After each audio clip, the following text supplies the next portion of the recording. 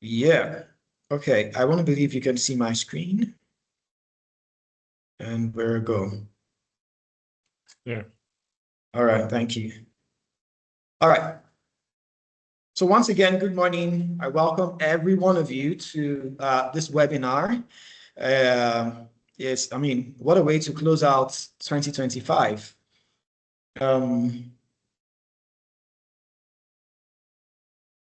This is the Cybersecurity Month, and this webinar is in line with the theme for the month, it's titled From Vulnerability to Resilience, right? And my name is Peter Oka.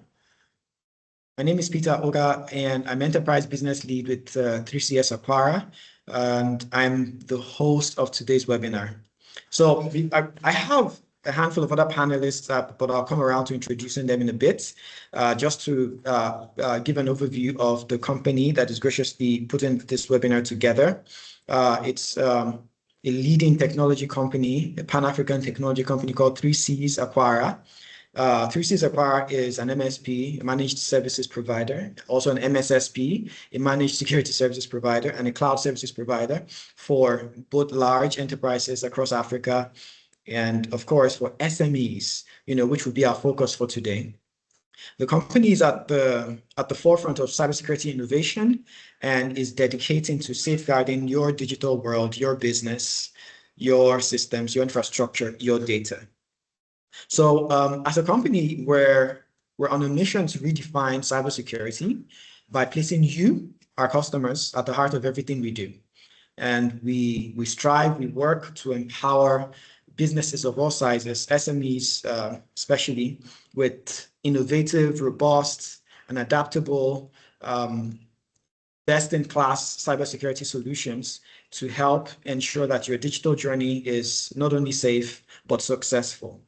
Yes, so now, as I mentioned before, SMEs, small businesses, medium enterprises, you occupy a special place in our hearts, as well as our corporate strategy, our mission, and our vision. And because of that, a webinar like this, which is focused on SMEs from a cybersecurity perspective, reflects our passion and our drive to make the very best enterprise-grade cybersecurity accessible to SMEs for the lowest costs possible.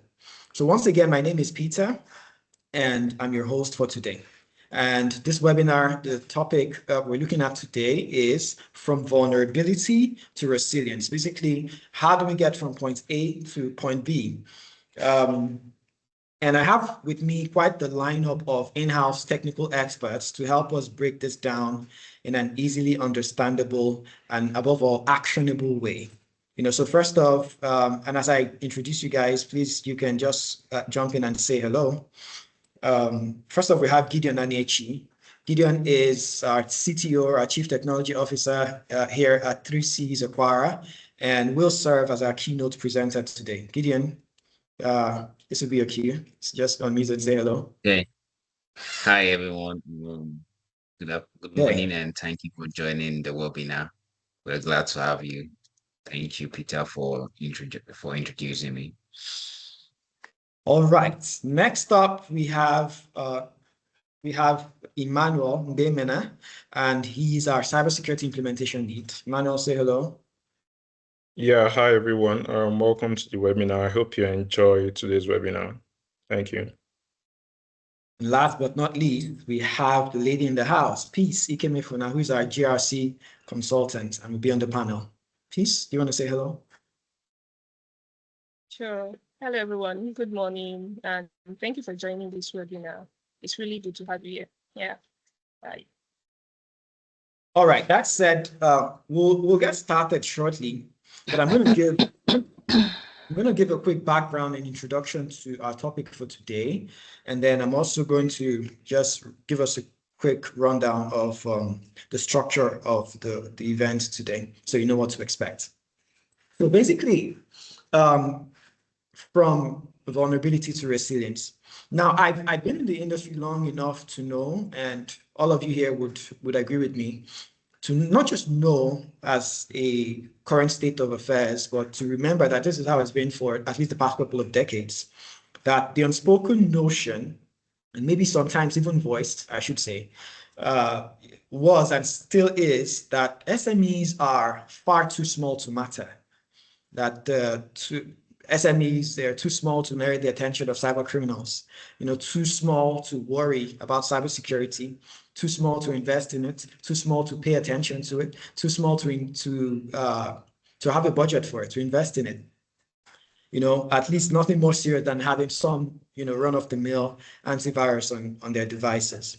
But reality, the statistics, the data shows that this is definitely not the case, because SMEs have been, in fact, a major target for cyber criminals. Cyber criminals who, by the way, are having a field day because they consider SMEs low-hanging fruits, sitting ducks, basically easy targets. In fact, I'm sure cyber criminals who are getting off from their career would use SMEs as a playground, to ply their trade and, sharpen their teeth. So the statistics generally for SMBs around the world, for SMEs, it's not looking good. We have 94%, this is from Ninja One, 94% of SMEs experience at least one cyber attack. This is globally.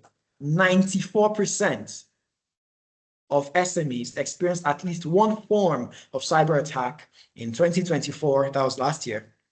And 78% fear that a breach or the next breach could put them out of business. And this is reality. So about 43% of all cyber attacks target SMBs specifically, and yet less than 14% of SMBs are prepared to face them.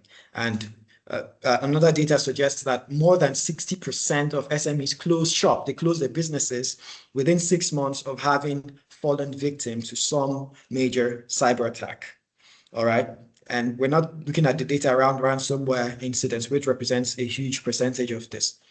And we see that the data shows that the attack density is highest in Africa compared to the other continents, Africa globally, with countries like Nigeria and South Africa, at the forefront. This is not pretty information. This is not looking good for us. So a webinar like this is particularly pertinent.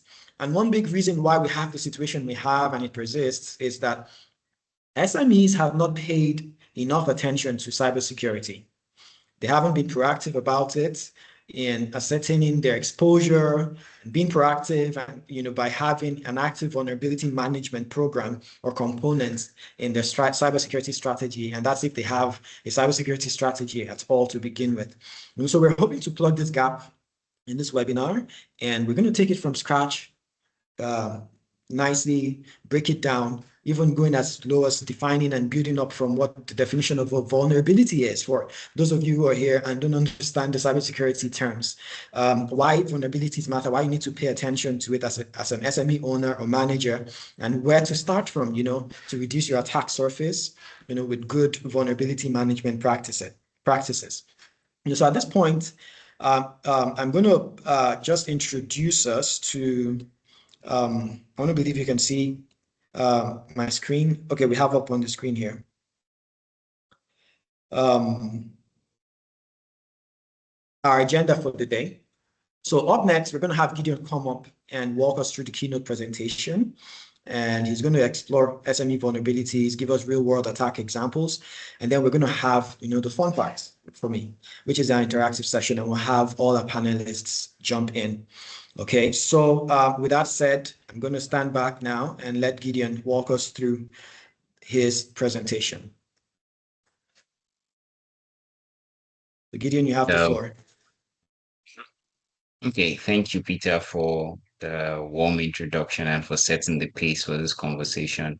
Like Peter already highlighted, that SMEs are major targets of threat actors, and because several of the SMEs have not paid enough attention to cybersecurity attacks, or even cybersecurity in itself, makes them the lowest hanging fruit. I believe that, say, for example, you go to a farm and you're trying to to get fruit to eat from a tree.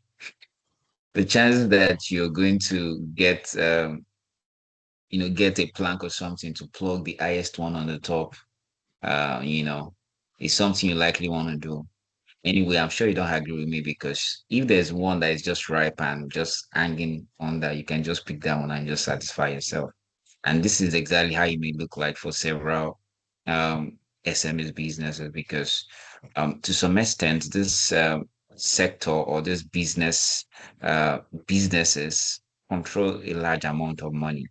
Now, there are several businesses that have started up in recent time. You can name several of them.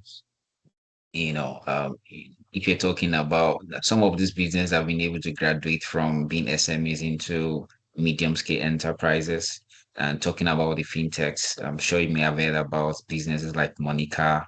You've heard about businesses like Geriod, some other ones that were in this category before but now have scaled. Talking about the OP, the Flutter Wave, talking about many other businesses. All of these have been able to scale. And then looking at maybe other smaller businesses, yeah, who maybe are just in the financial services, asset management. They have staffs of about 50 to 20 to 50, and they're making it like a total revenue of maybe about 1 billion or 500 million a year, you know. Um, and you can see a lot of volumes. In fact, there was this statistics that were putting together where you notice that several small businesses in Africa are actually, doing a lot of volume. I have a friend who built a simple, payment platform for buying airtime, making subscriptions and all of that. I was having a discussion with him sometime last week Tuesdays precisely. And said, Gideon, in 2024, that's my business. I'm sure you don't even know the name. Yeah. And it has about 101,000 users from the Play Store and then a few others from the Apple Store. And this guy told me that in 2024 he was able to cumulatively make a transaction of about 246 million through people buying airtime, making subscriptions, and all of that. So now, this business, you don't know the name, but there are a lot of volume is going through them, a lot of business volume, a lot of money is passing through that industry. And this makes it, you know, a major target. So you're looking at how much profit are you even making from that business by itself, and how much profit, how much are you using to run that business. This gives you the insights why you need to start, paying very close attention to cybersecurity and, preparing for the threats, preparing for the worst. Yeah, there are a few statistics that yeah. I don't know if you can see the screen. It seemed like it stopped sharing. Yeah, just one moment. Okay.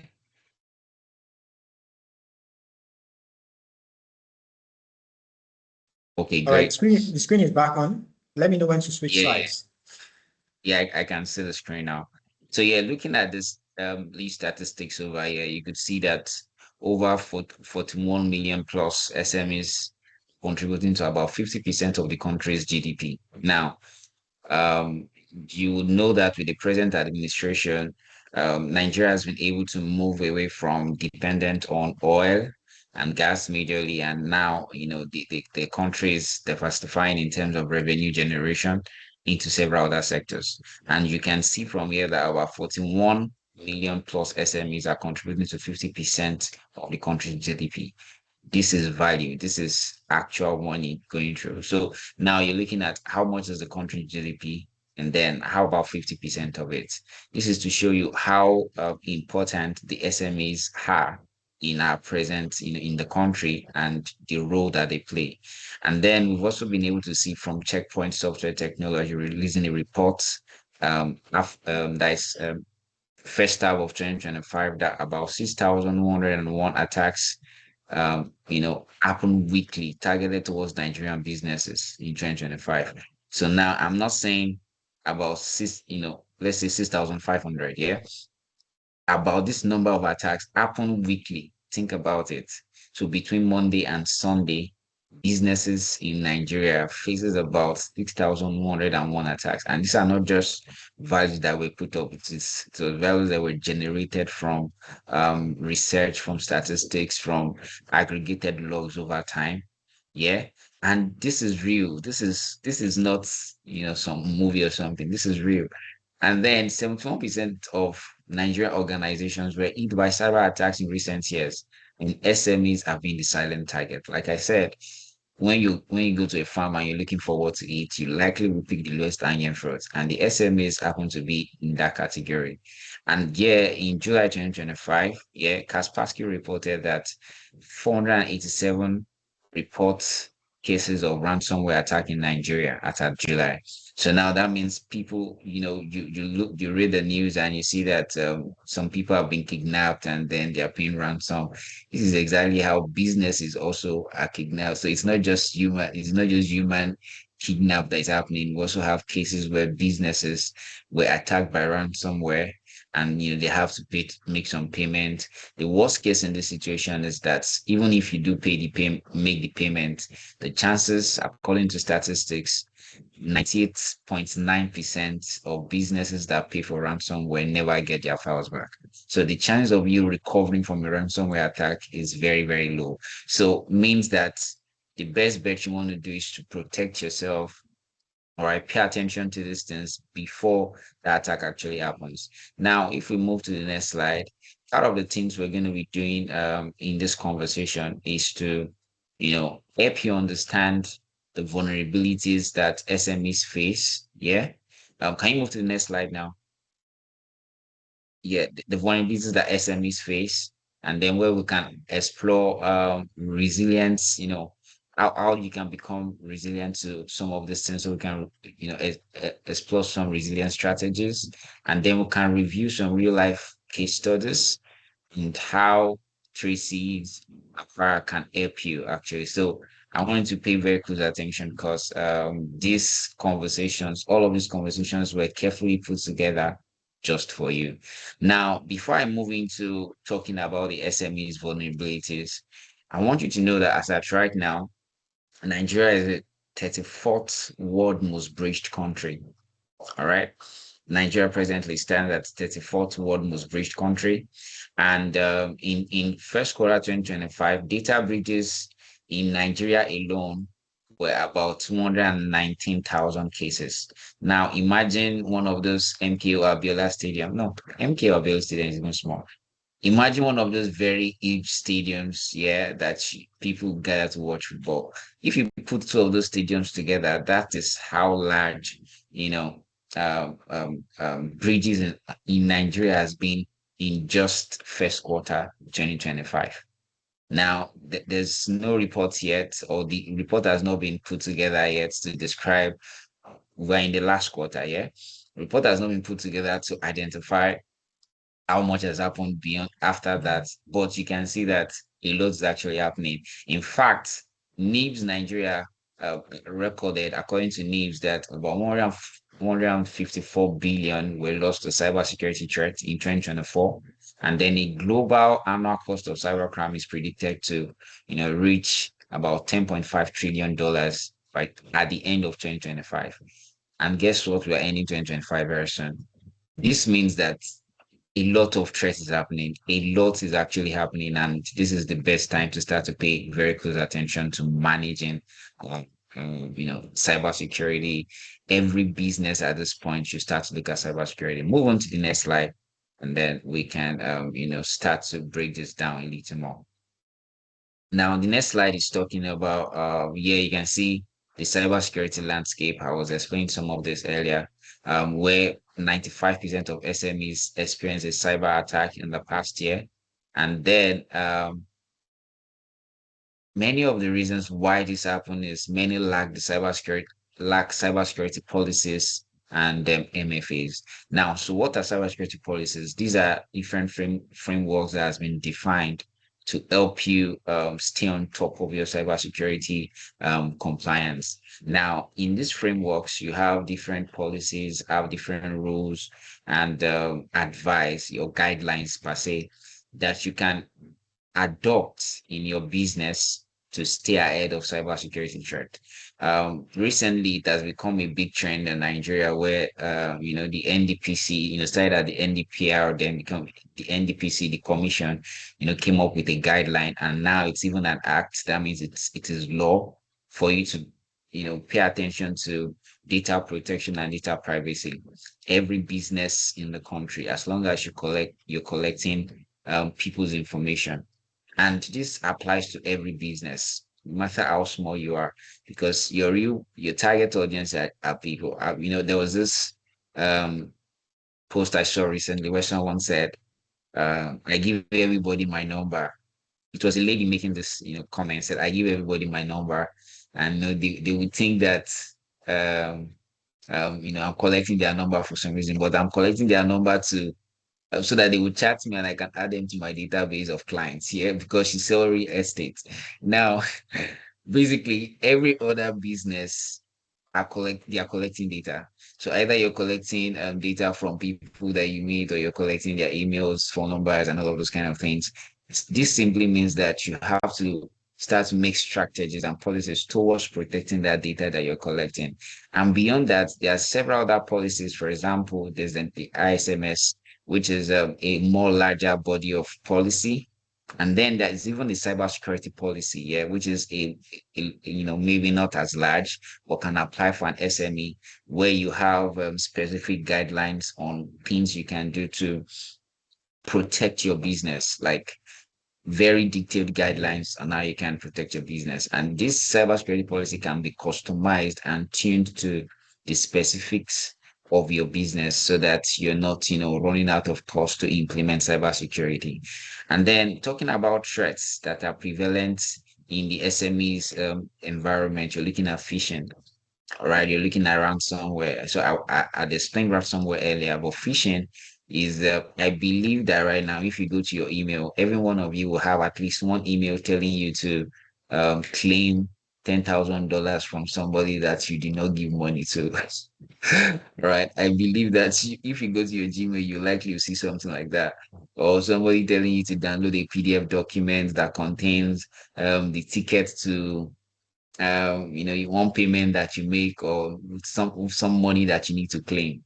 And yeah, because the typical Nigerian person want to get more money because you need more money for a lot of things to happen. So you want to click on this link. In fact, that's how several people become victims of cyber attacks. And this is now not just everybody. Everybody in Nigeria right now, to some extent, you're a co-founder or a CEO. Am I right or right? Yes, I heard you. So likely you have a business you're running, or you have someone who has a business that they're running, and and you're scaling quickly. You're employing people, you're buying systems, you're building your business, you're building your brand. One of the key things you want to start pay attention to is what are the emails that you receive, and how does this email affect your business at the end of the day. Now, later in this slide, we're going to talk about the impacts here. So when you become a victim of, imagine the small business you're trying to start and the business ends because of a cyber crime, right? Like Peter said earlier, there are businesses who ended, the career of the business ended almost immediately because of a cyber threat. Yeah. And that's to speak to impact.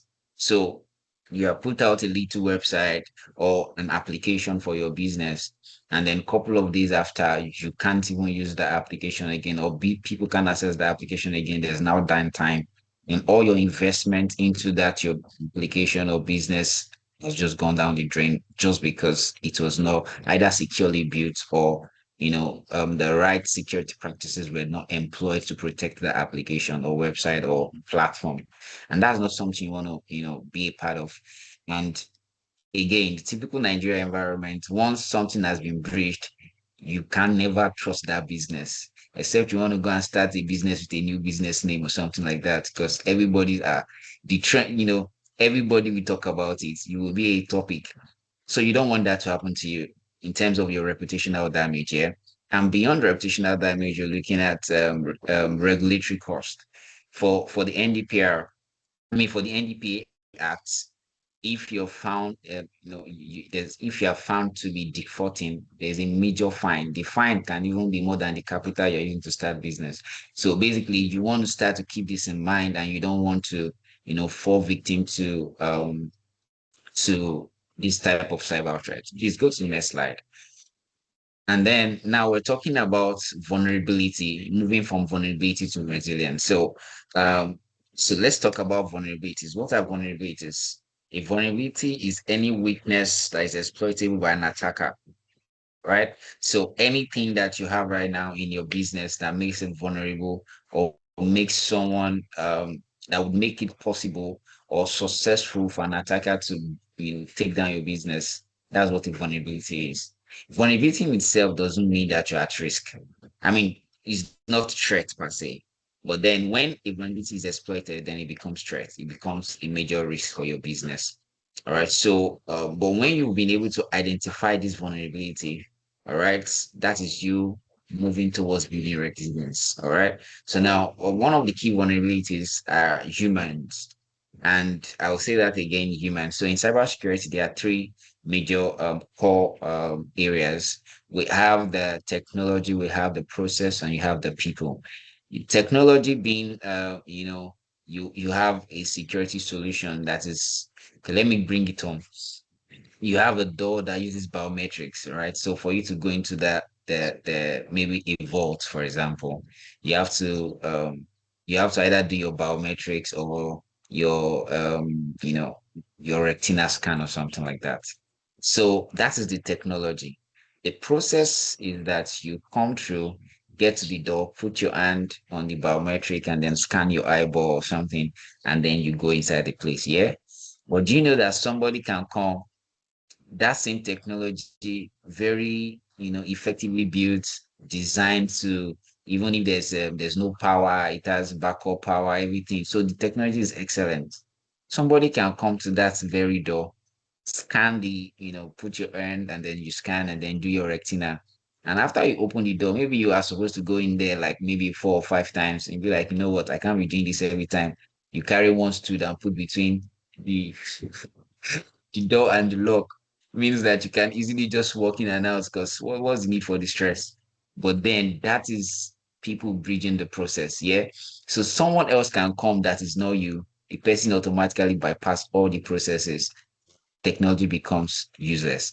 This is why people remain the lowest hanging fruit or the most security risk in technology or in cybersecurity. And one of the key ways to manage this kind of threat is to, or vulnerability rather, is to ensure that people are properly trained. Everybody has to be trained. You have a business of 10 people, 20 people, 50 people. You can't overemphasize training. Training is so essential. Everybody must be trained, down to your gate man. In cybersecurity, we have this, quotes that we usually say that you're strong, you are strong, or your business is as strong as your weakest link. Yeah. So your weakest link in this sense may be your driver. Yeah, your driver knows, at least to some extent, some information about you. Your driver has some privacy information. Now, you want to ensure that everybody's trained. So you're conducting regular cybersecurity awareness training. On the endpoint, on the devices, you're training people as much as possible. Yeah. Another thing is technical vulnerabilities. This is a situation where people run softwares that are out of date. There's a chance that some people are still using Windows 10 that has reached end of life. If you're a business and you're using Windows 10, okay, you have to update your system. Yeah. So it is very important. You can't be doing these things. And there's a security update, but because you're using an internet that is not as much, so you're saving data, you don't want to update you're causing risk to your business. Yeah.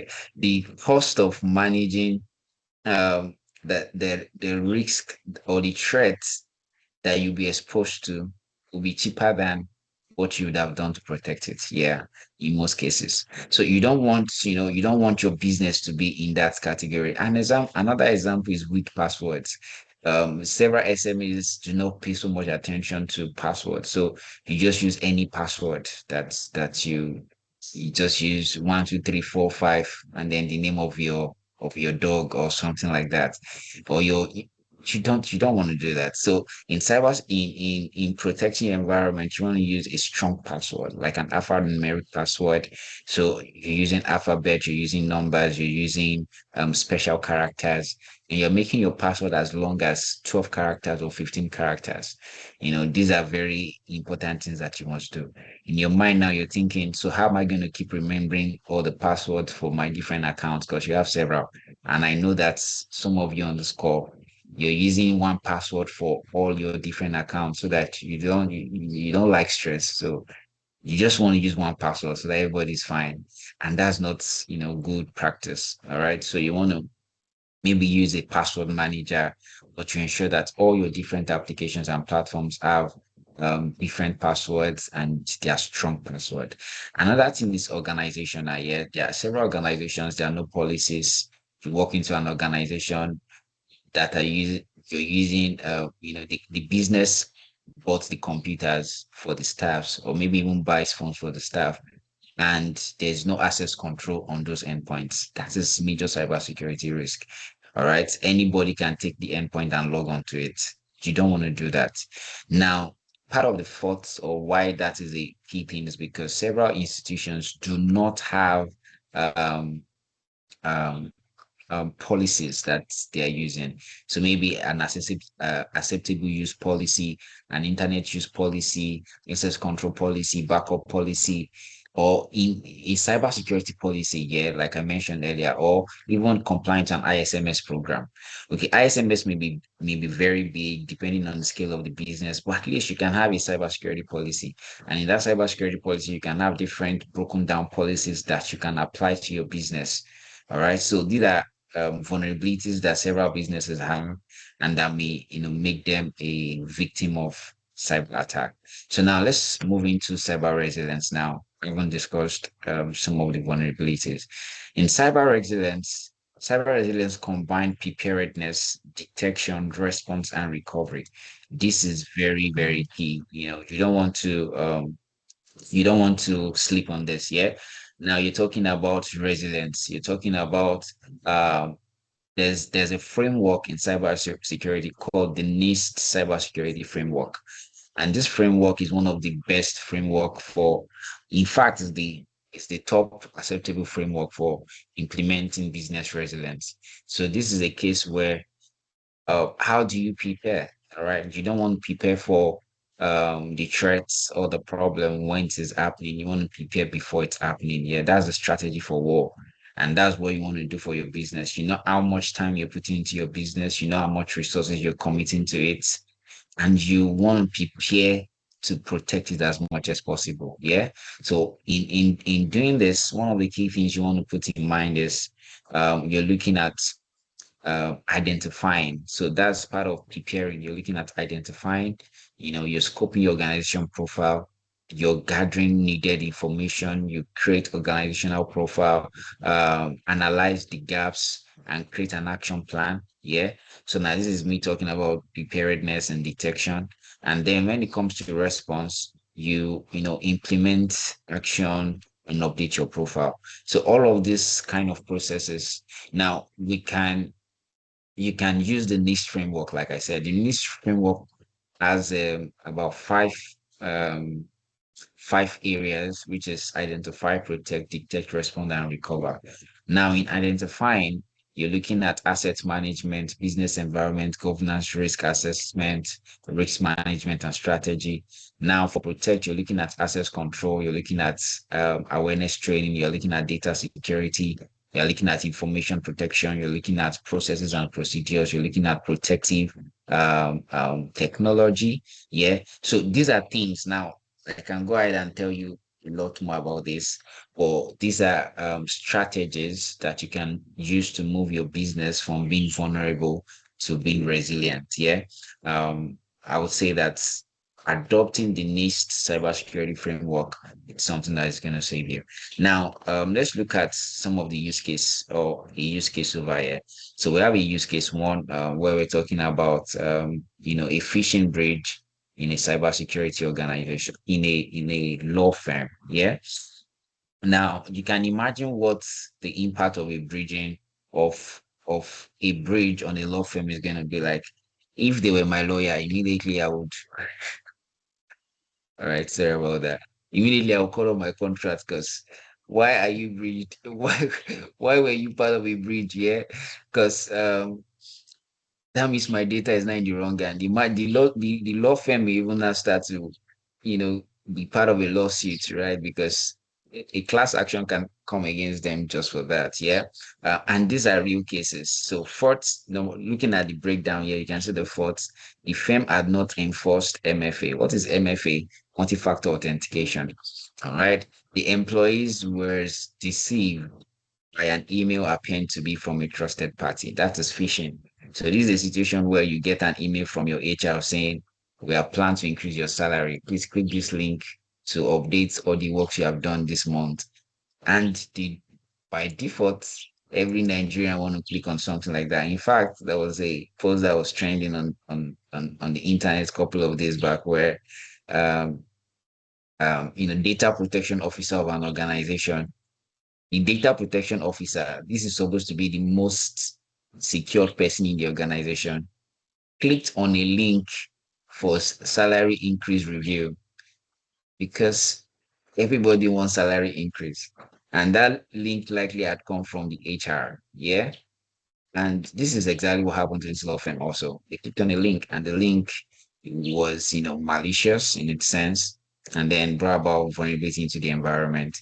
Yeah, and then the consequences was that the attackers accessed client data, legal files that included sensitive personal data, and then potential regulatory exposure under UK GDPR, and then legal cost, reputational damage. You see, and this is not where any business wants to be.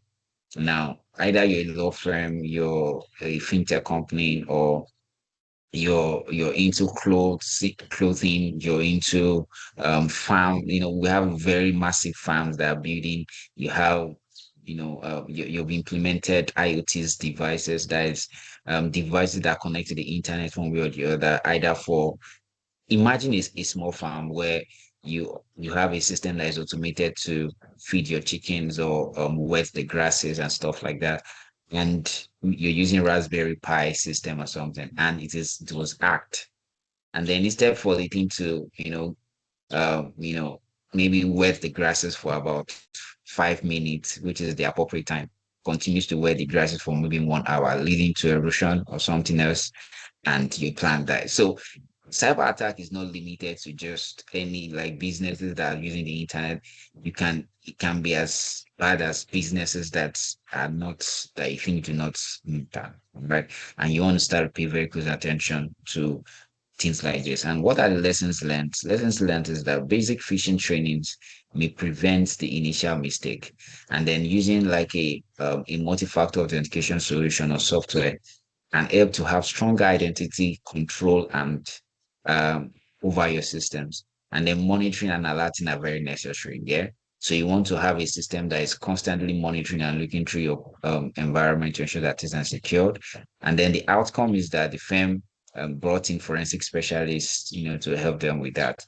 Another use case, is talking about a third-party vendor bridge, where a logistic company was actually breached and their subcontractors' systems were compromised. That's on the next slide.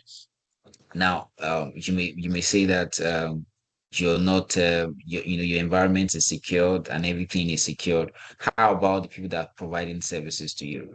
I will give you a typical example of something that happened sometime last year, where a threat group were neutralized completely by Israel. I'm sure many of you may have heard the story, the Hezbollah attack, where Israel took out several of the leaders of that terrorist group by a fax machine. Now, the fax machine was bought maybe about 1 year or about 2 years before this attack actually happened. And how was the Israel able to make that happen? It was a third party something.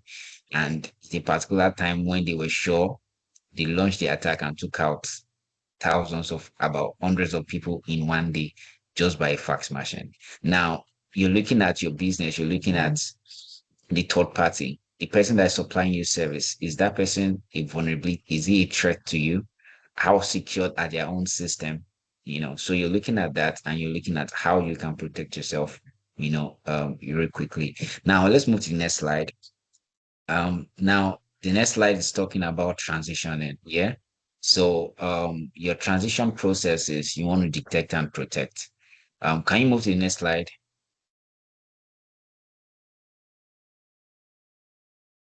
So on the next slide, yeah, you have identify and protect. Yeah. Now this is where you're doing like an audit system. You're auditing your system and risk, and you're implementing controls, and you're applying trainings. And then the next slide, the next action on that is talking about detecting. Now this is where you ensure that you have proper monitoring networks and systems in place, right? So maybe you have a network device. So for every business here, you can't be using your MyFile, your corporate internet. It is not good practice. Yeah, so all your employees are connected to a MyFile from whoever provider. That is not good practice. You want to have like a network appliance, so maybe like a Cisco appliance, a Fortinet appliance, or a TP-Link, a MikroTik router sitting in your environment. Now, this gives you some level of control. You can do some, network traffic featuring several things that you can do with that than just using your MyFile from whoever provider.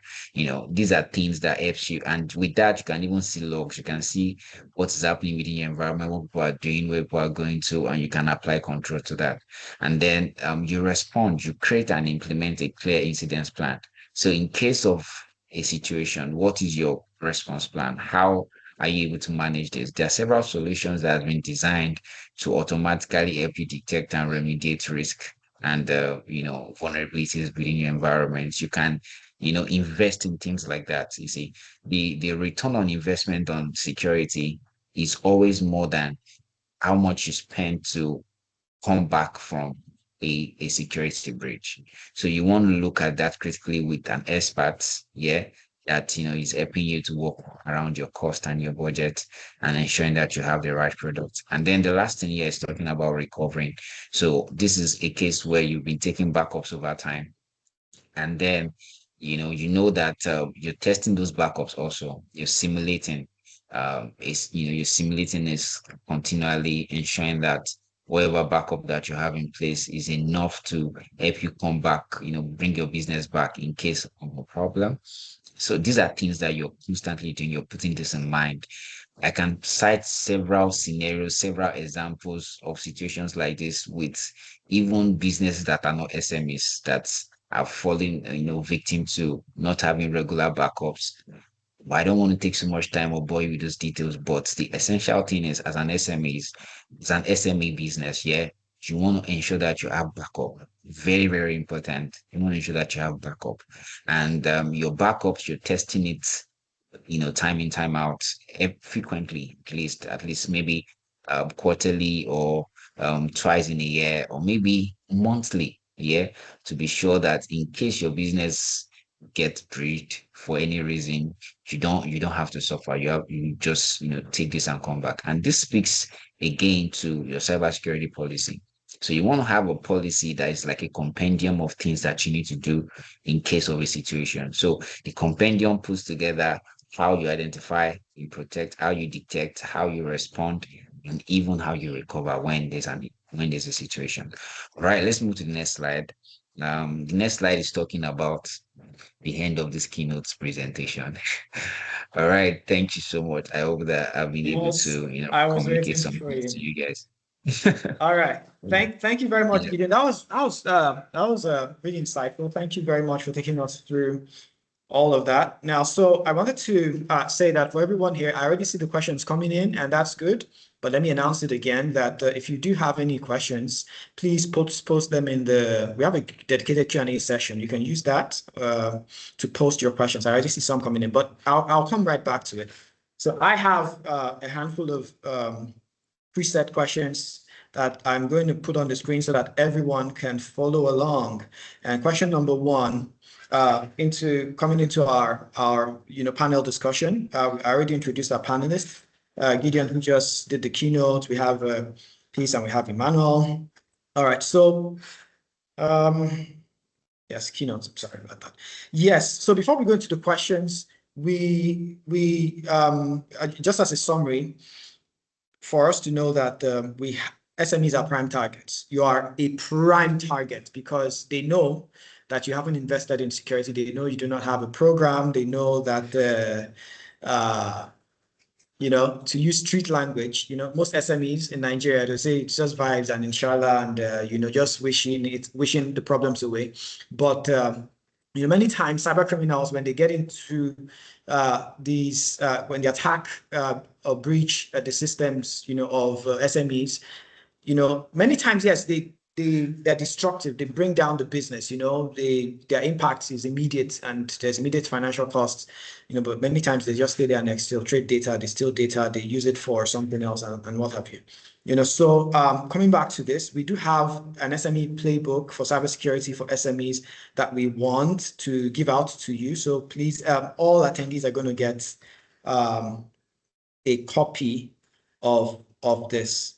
So just give me a minute. I'm trying to skip to my questions here. Just a sec. Okay, so I was going to present that, but you know what? I'll read out the questions. Okay, I'll read out the questions. Okay, so question number one is around budget. Yeah, so budget constraints. We know that they're a major challenge for small businesses. In strict terms, in simple terms, small, medium scale enterprises, they don't have money.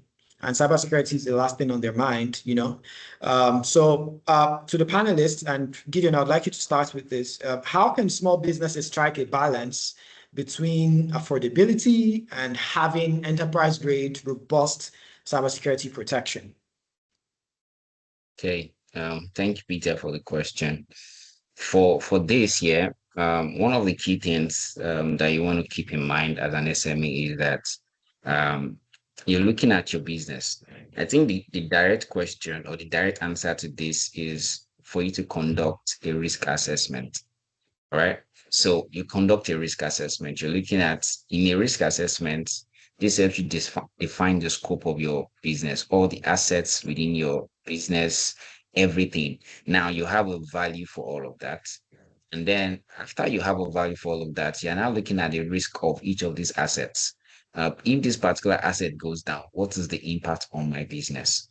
Now, this would inform how much you should invest in protecting that asset. So now there's no use case of, there's this amount that you should put in, so you have to do like a risk assessment. Yeah. This risk assessment would inform your decision, will help you to plan better. But then on top of that, yeah, there's some little things that you can quickly do. So there's a product that we're coming up with. I think this would be a good place to talk about that, called Item 7. And this Item 7 is specifically designed for small businesses, small, medium, and enterprises. Yeah, this Item 7 comprises of about 7 things that you would have to put in place. Now it contains some policies, contains some solutions. And with this Item 7, you can just, implement it and go and sleep because you know that you're now cybersecurity ready. But yeah, I would just, I would keep it simple as that. Thank you, Peter. Okay, all right, thank you. Any other panelists? Manuel, please, anything you want to chime in? How do SMEs navigate zero or no budgets regarding cybersecurity? Yeah, thank you, Peter. Thank you, Gideon. Yeah, so I think like Gideon rightly said, they just need to you need to assess like what do you stand to lose in the first place. So most times, most people put money ahead of like the most important things. They say, oh, I don't have money to invest in this, I don't have money to invest in that. But when you see what you stand to lose, when you've highlighted it, then I think that will sort of help you prioritize, I would say. So I think that's just what I have to add to what Gideon has said. Yeah. So thank you for making it so simple. As an SME, I want to focus on what I have to lose, right? And that should inspire or, inform my next move. Okay, to prioritize cybersecurity. Sorry. Okay. Hi, Peter. I just wanted to add something to what my colleagues Gideon and Emmanuel they've rightly said. But your question again, you said, how do small businesses tackle the issue of affordability? Simple, managed services. And as an MSSP, we have a SOC coming up. So we have a SOC, and they don't have to you don't have to install or buy the solutions. You just subscribe and log on to our SOC, and then we provide you security. That's it. All right. Okay. So, yeah. So very little pricing and affordable pricing. So okay. So yeah. So as an SME, the solution, like you just said, Chile, would be to engage an MSSP like 3Cs who can provide you enterprise-grade security at a very low subscription cost. You don't need to spend that heavy initial cash outlay, investment to buy or subscribe to, get licenses for enterprise software that only very big companies can afford. We have that already. We can apply it, we can deploy it to secure your environment, to secure your network, to secure your devices at a low subscription rate. Yes. All right, thank you, Shile. So looking ahead, okay, now I have my questions up on the slide. Looking ahead, what emerging threats or technologies should SMEs be paying attention to in 2025 and beyond? And what emerging threats should they be preparing for proactively? Okay, let me take this one. So I think one of the major threats that most SMEs get to face is AI related threats. And we've seen deepfakes, we've seen AI agents being exploited, we've seen AI recordings. So like so many people, I think there was a particular Telegram group that I was in, and they were talking about how they are using this AI recording stuff in meetings to like grab information from organizations, and most people use it. Most SMEs jump on these things. They use it without even vetting where this thing is coming from. So again, those are a few threats that SMEs will most likely face. Then threats from quantum computing, phishing threats, that one is not going away. You receive emails, you click on the links.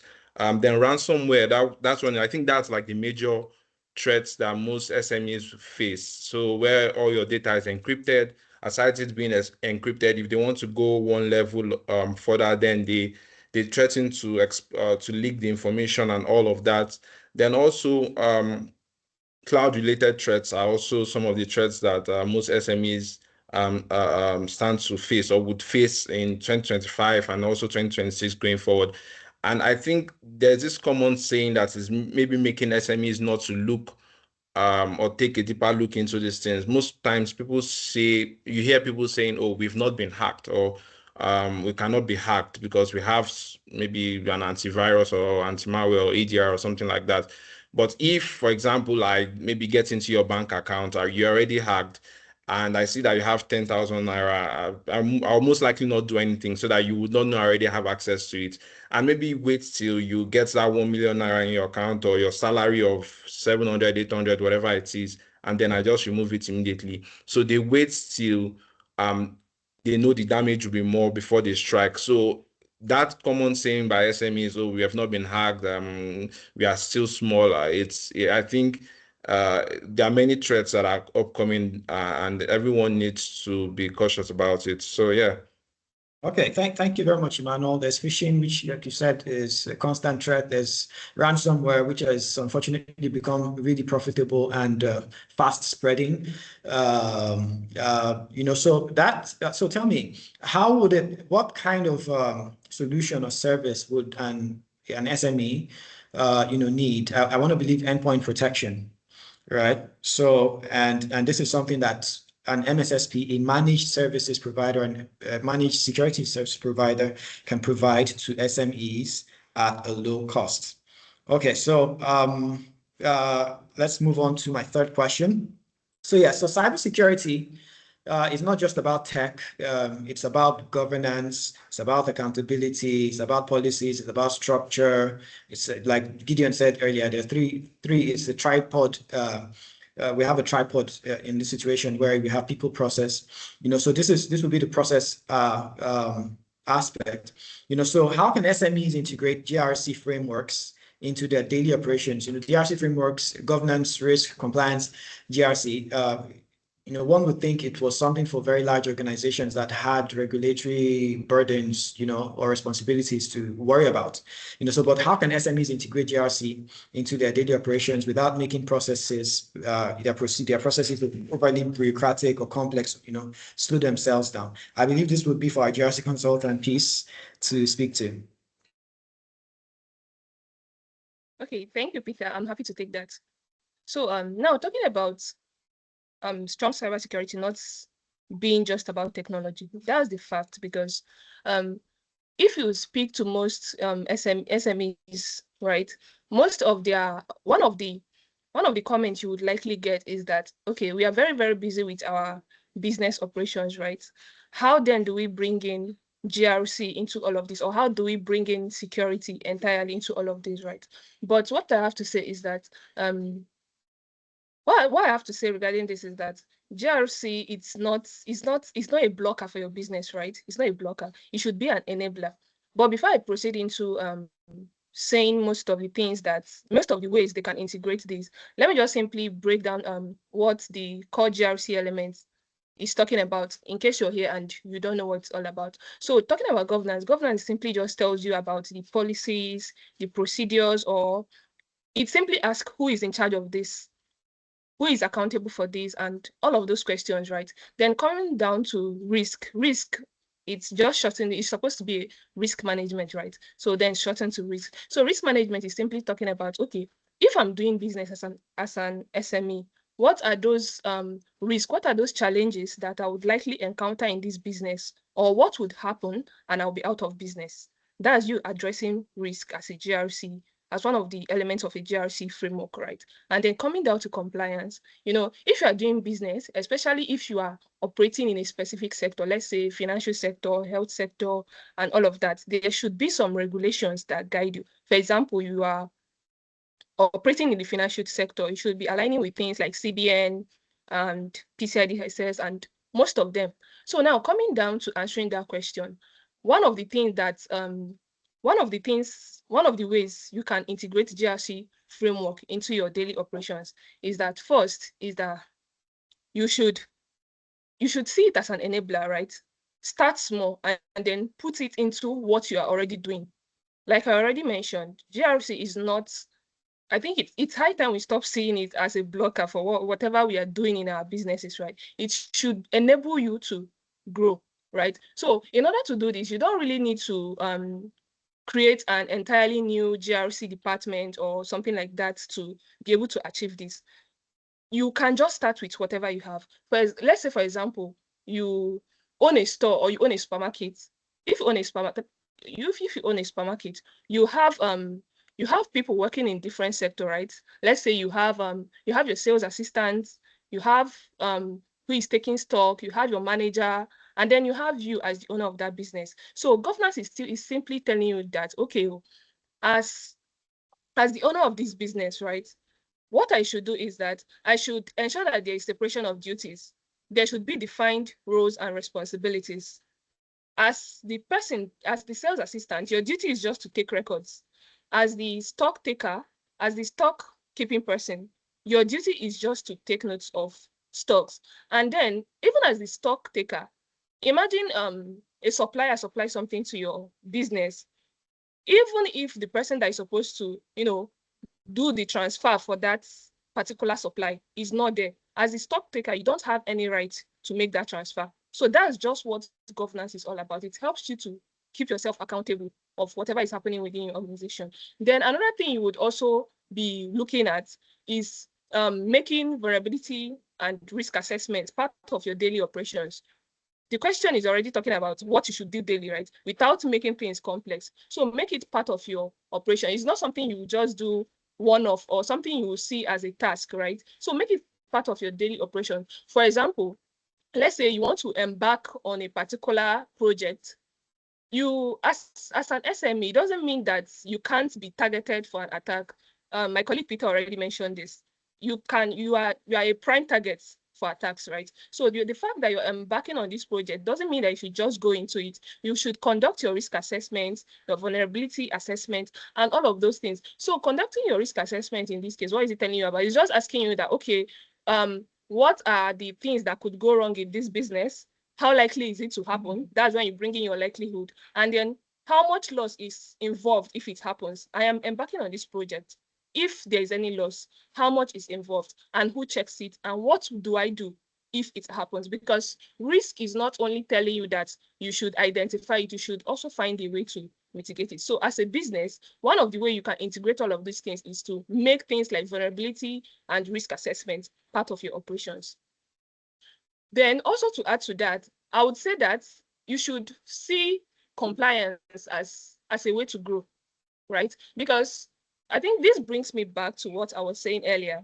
When we talk about GRC, people see it that I already have the task of conducting my business operations. Why should I be trying to obey laws, implement policies, and all of that? But you will realize that when you implement most of these, or when you obey most of these regulations, it actually opens door. Imagine as a business, you want to partner with top organizations like, let's say, MTN, and maybe most of these top organizations. If you want to partner with them, you can't just partner with them with what you have right now. Some of them will require that you are compliant with things like NDPA, ISO 27001, and all of those regulations and standards, right? So in all of this, I'm just saying that for you to be able to move from vulnerability to resilience, you need to also incorporate GRC into your activities. And in order to do this, you need to integrate it into your daily operations and also have that mindset that it doesn't make your process complex. Instead, it helps you to grow. It helps you to keep your security posture tight and also open you to more business opportunities. Thank you very much. All right, Peace. Thank you very much. That was a masterclass in that's basically a very short masterclass for GRC for SMEs. And what I've picked up is that GRC is not a blocker. It's not it's an enabler. It's supposed to help you keep your business secure, keep your business well organized, keep it well structured, keep it compliant, keep your business aware of the risks involved in what you're doing and being proactive. So because being non-compliant can mean that your business, you can wake up tomorrow and you're out of business, because you're not compliant. You're not able to chase some businesses because you're not compliant, and you can't prove or document your compliance and all of that. But in a nutshell, that GRC is not something for just big companies. And that's sort of the theme for this whole webinar, that as a small business, as an SME, you can have, you don't have to have a team of GRC consultants or experts in-house. An MSP, an MSSP, a company like 3Cs can provide this for you. We can help sit down with you, do the risk assessments, do your vulnerability assessments, show you where the areas where you need to, close gaps. We can help you with your policies. We can help you with your structure, with your governance. We can help you with coming up with your cybersecurity strategy. You need this to be able to survive in this day and age, and all of this at a very affordable rate. So we look forward to sitting down with you. Thank you very much, Peace. I was taking notes as you were talking. And sorry, Peter. Thank you for adding that. I think I missed that part because talking about GRC, it doesn't just, most SMEs, when you talk about GRC, they see it as one big implementation. Yeah. You don't even need to have a GRC expert in-house to do that. Even when it comes down to, let's say you're implementing ISO 27001 and it gets to the stage you are looking for an internal auditor. When you implement, you are not supposed to audit. That's just separation of duties coming. When you implement, you're not supposed to audit. So you can actually get an external consultant to come and audit whatever you have implemented. So this is also the case where things like an MSSPs come in. These are some of the things we do in 3CS. So you can also consider that all the workload is not on you. Thank you very much. Yes. All right. Thank you. So moving on, I have a fourth question here. So vulnerability management, which we're talking about today, it often gets overlooked until it is too late.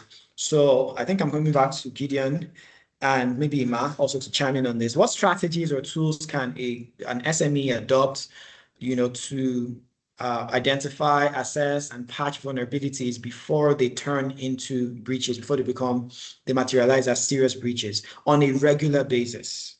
So Emmanuel, Gideon, this will be for you guys.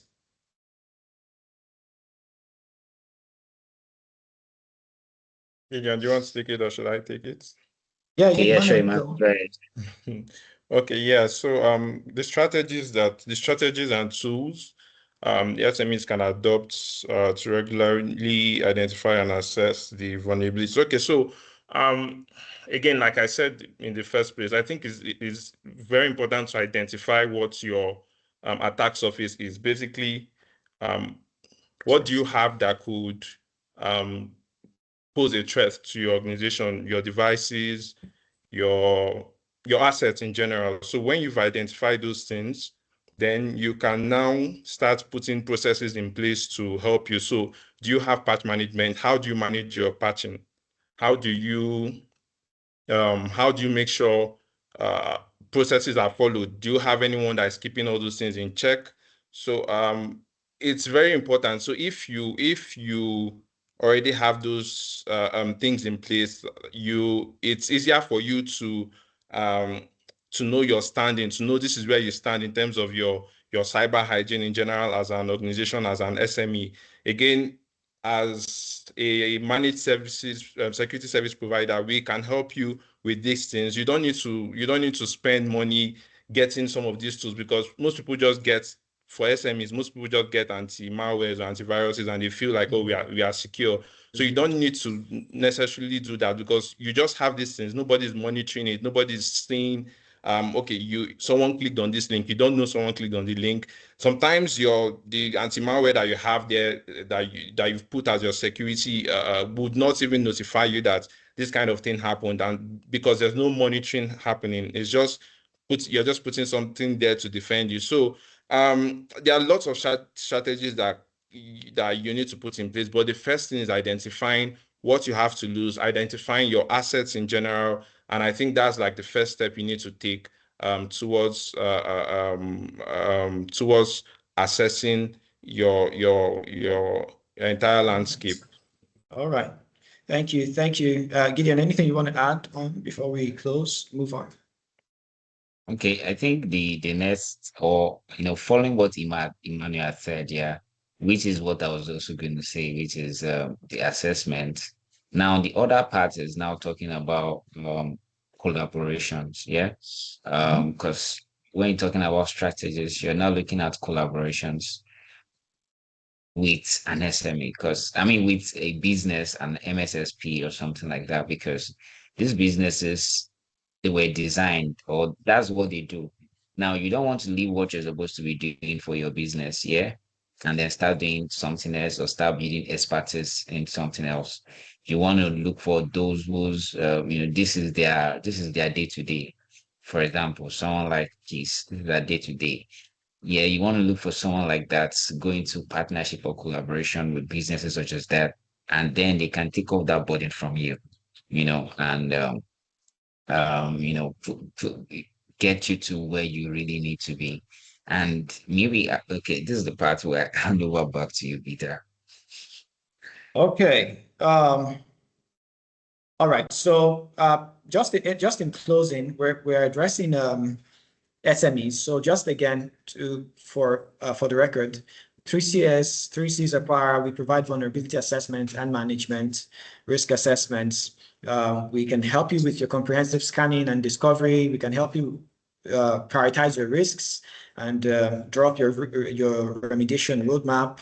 We can help you with continuous monitoring and ensure that new vulnerabilities are caught early on a continuous live basis. We can tailor for you as an SME, a practice, cost-effective, business-aligned, bespoke cybersecurity strategy going forward. So to close our Q&A section, I want to read out one or two questions I believe came in from the audience as we were having the keynote.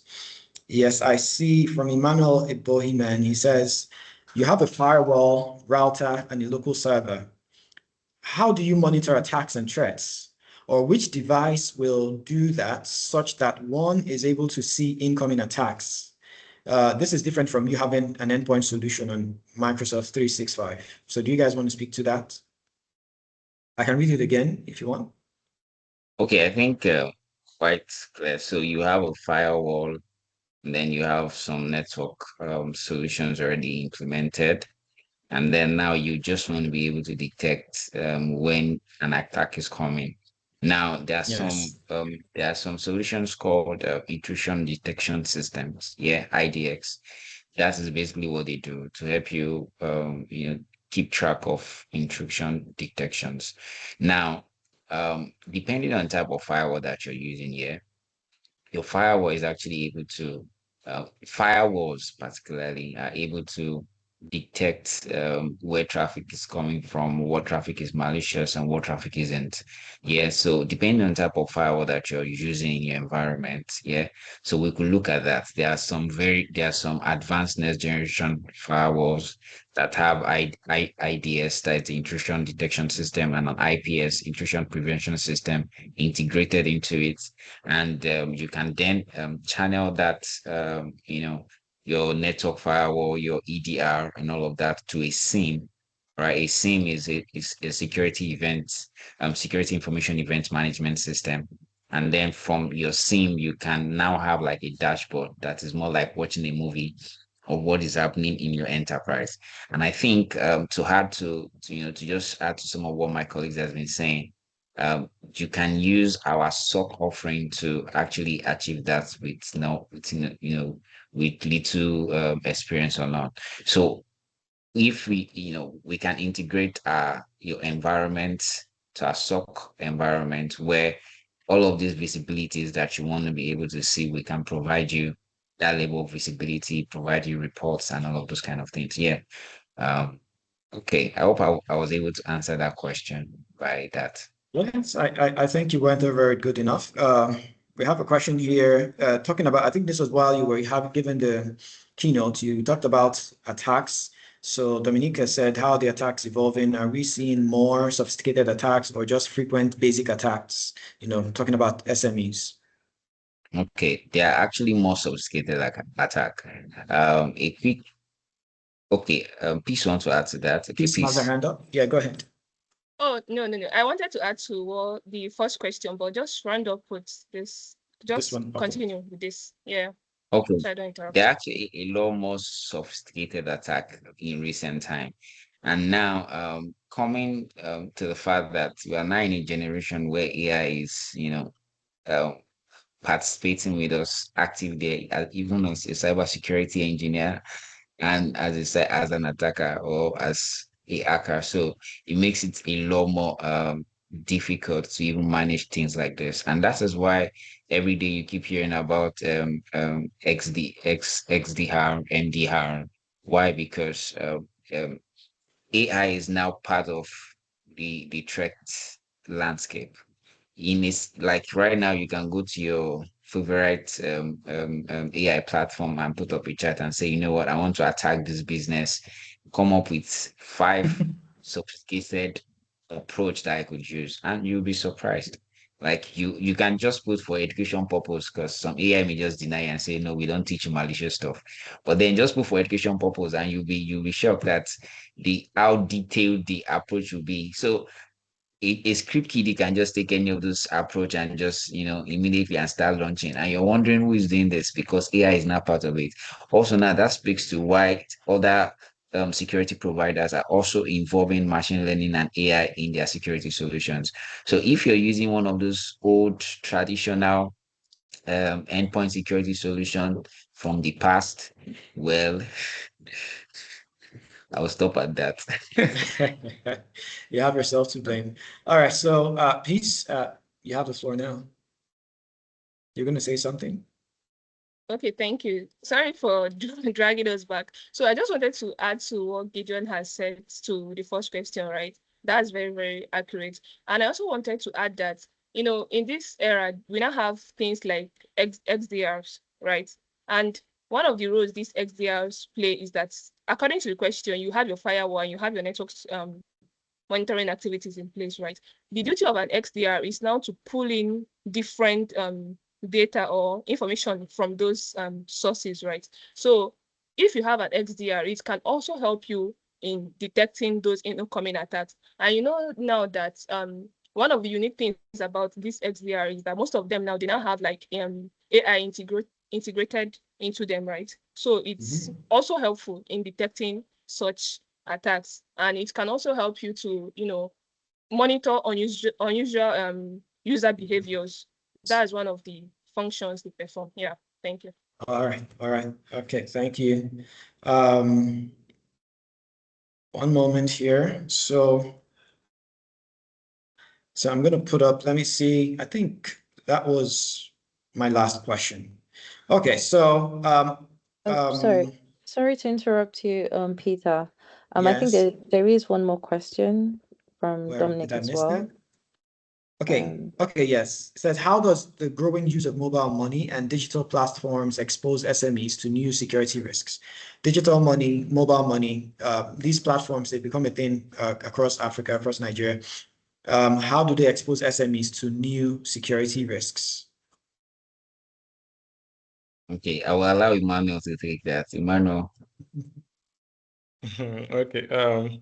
Thank you, Gideon. So I think it depends on the angle you want to look at this. Is it for the SMEs that provide these services or those that utilize these services? But regardless, I think because there's a lot of things happening digitally. Money is moving here and there. There's always going to be some form of vulnerability. There are people that wants to exploit it, and it's financial. So anything financial is something interesting to any threat actor, any attacker. They always want to exploit that. So I think so I'm thinking, so in the part in the if you're looking at the businesses that are offering these services, they just need to again do everything we've said so far. Make sure that they are handling their vulnerability, make sure that they know what threats they face as an organization that provides those services, and then put certain processes in place. So I think once those processes are put in place, it will pretty much help them to mitigate it. Yeah, exactly. Yeah, that's what I was mitigate any attacks or anything related to these digital and mobile money platforms. Yeah, okay. And to add to that, thank you, Mano. Now, every single person, one common device that all of us use is a mobile device, 100. Every one of us have one. Some have two, yeah, sure.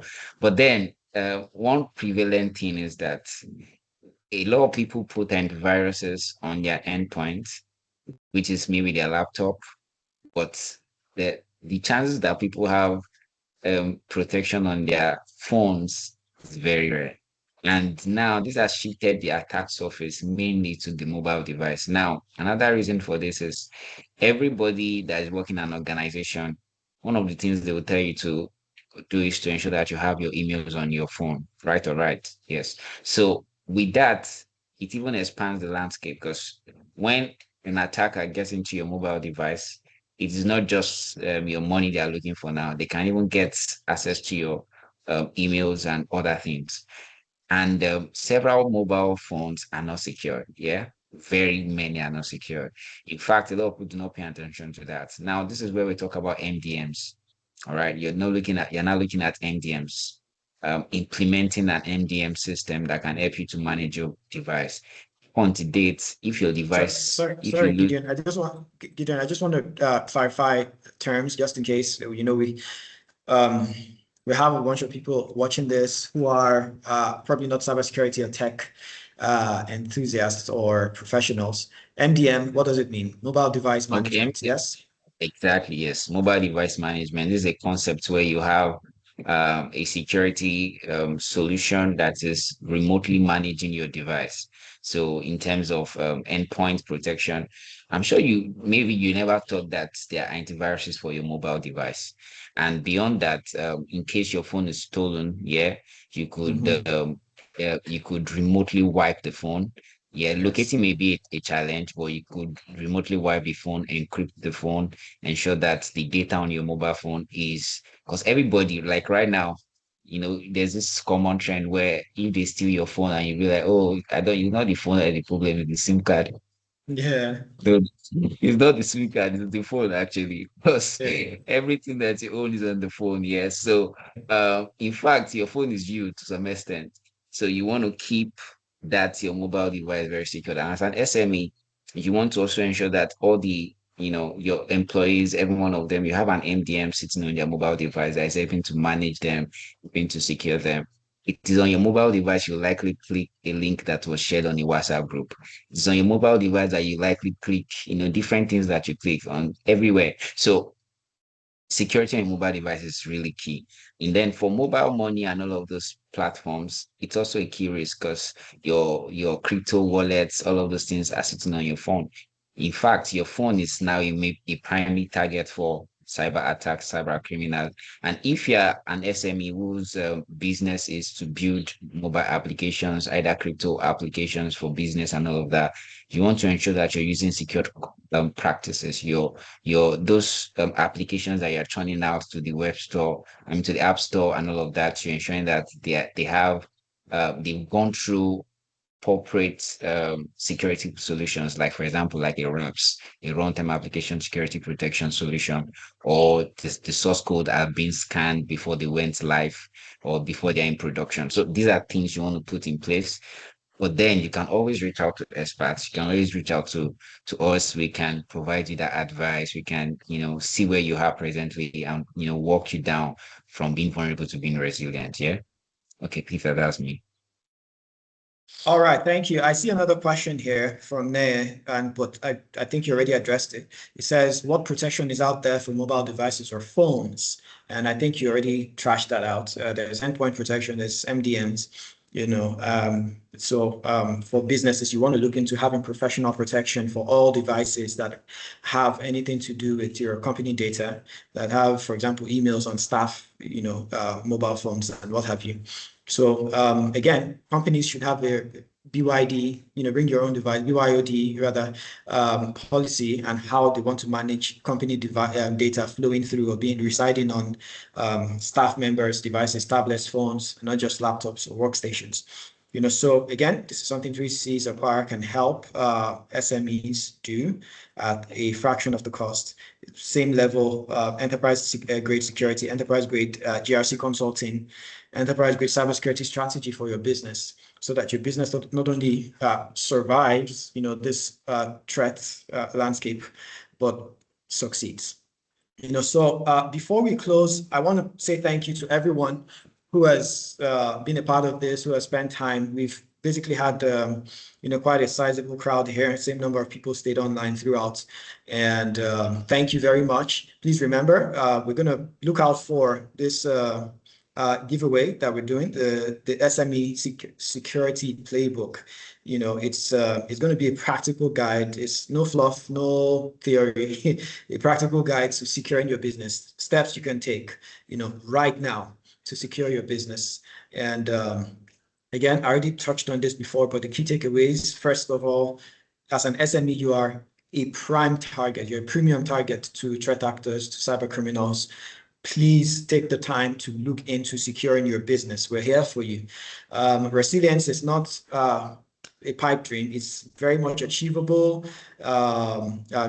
You just need some awareness and to take proactive steps, which we can hold your hand, as you take those steps.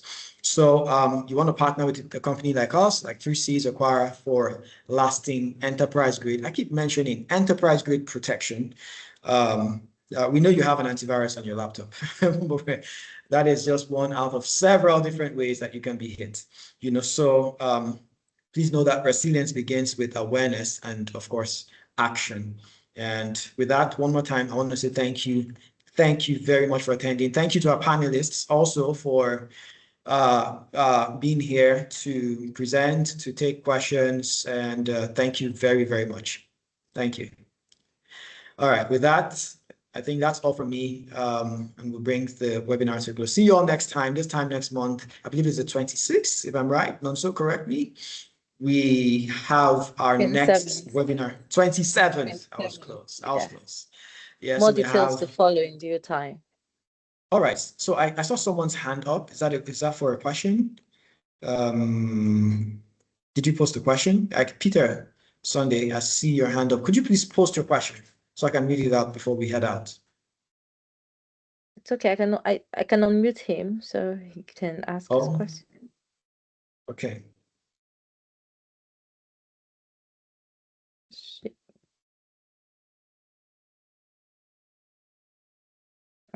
Okay, I can't see him. Maybe he was trying to upload like everybody else was doing. Oh yeah, maybe.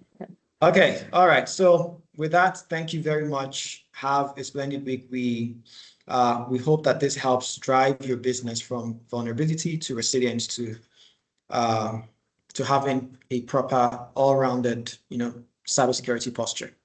All right, thank you and bye. Thank you. Thank you. Bye. Thank you. Bye.